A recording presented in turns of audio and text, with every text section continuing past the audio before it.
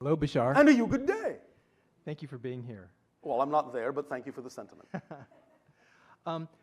I'm interested in the flat crystals in between the standing stones and Yes. how they function, how they transduce the information from the stones into your sense of knowing and understanding. Because of how they're tuned.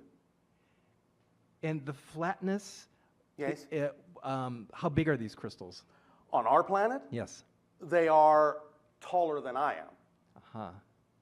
You understand the standing stones in your Stonehenge and how tall they are. Yes. Well, they are not that tall, but they are almost that tall. About 3/4 of that height. And do you cut them into those shapes, or how are they formed? In the past, they were cut into those shapes because they were created a long time ago before we had the technologies we have now.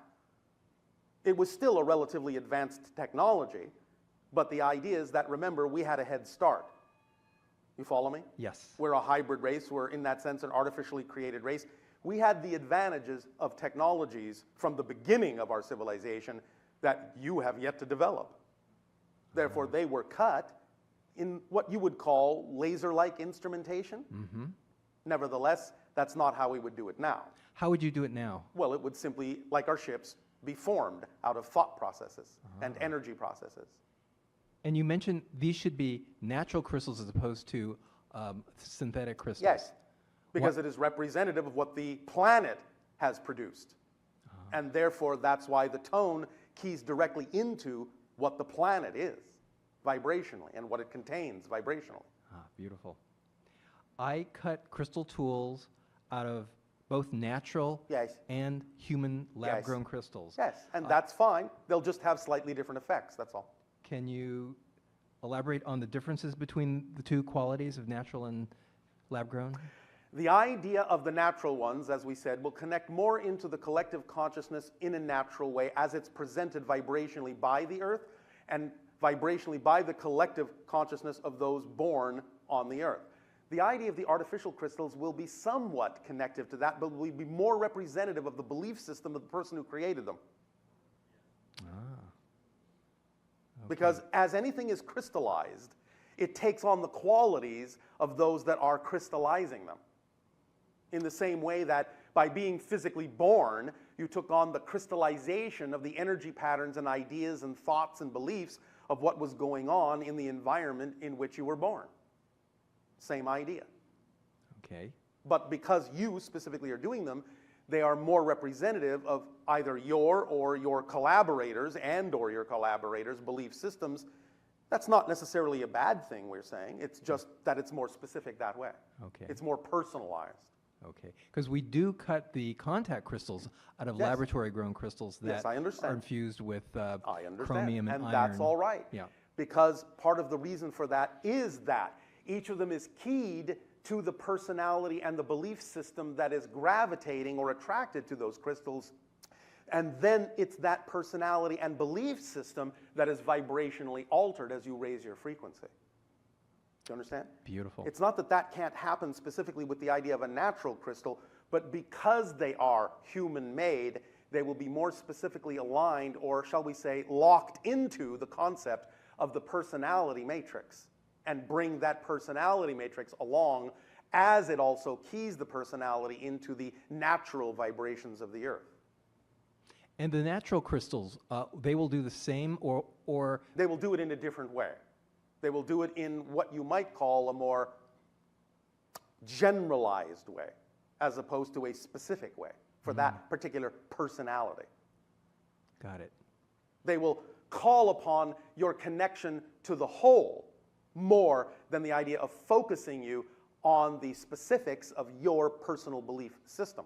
So the artificial crystals are designed that way to anchor into the personal belief system of the person attracted to have it, and thus as the crystal thus invokes the higher vibration and connects you to the whole, it's doing so specifically through the auspices of your personality, as opposed to just the general agreements you have with the mass consensus reality alone. Make sense?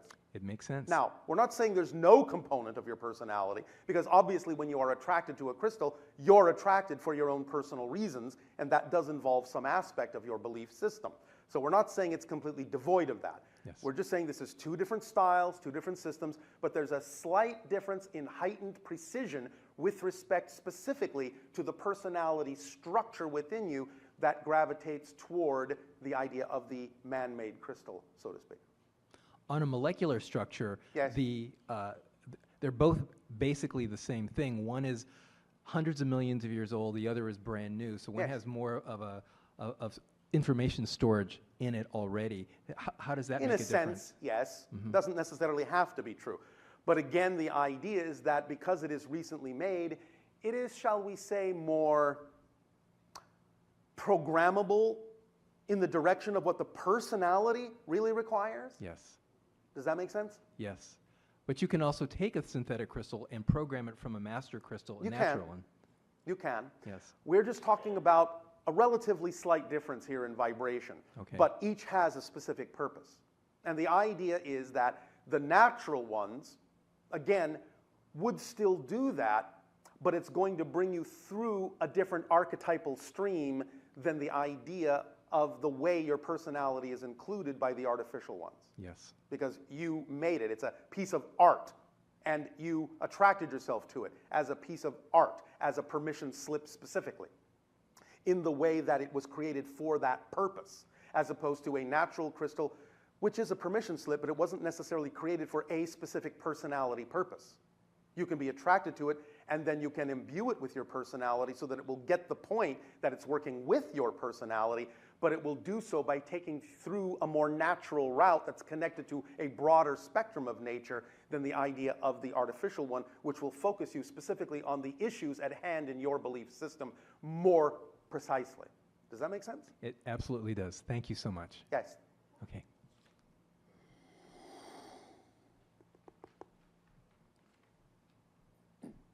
Hello, Bashar. And to you, good day.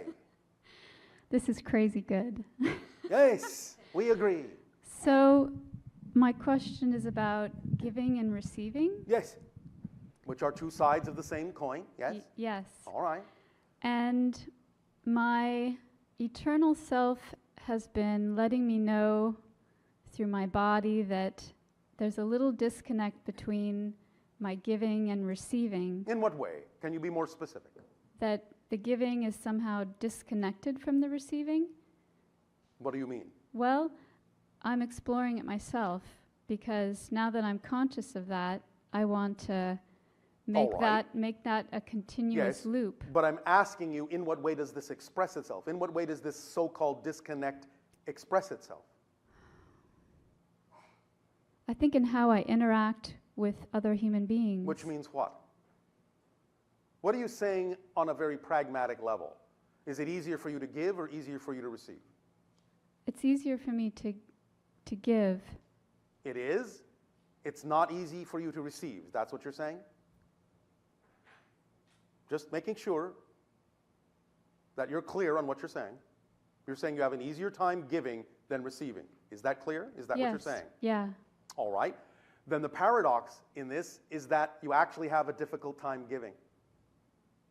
You know why? Uh-huh. Because you're not willing to give others a chance to give. If it makes you happy to give, don't you think it makes others happy to give? If you don't give them a chance to give by being willing to receive, then you're not actually giving all you could. Uh-huh. You see how that works together? I do.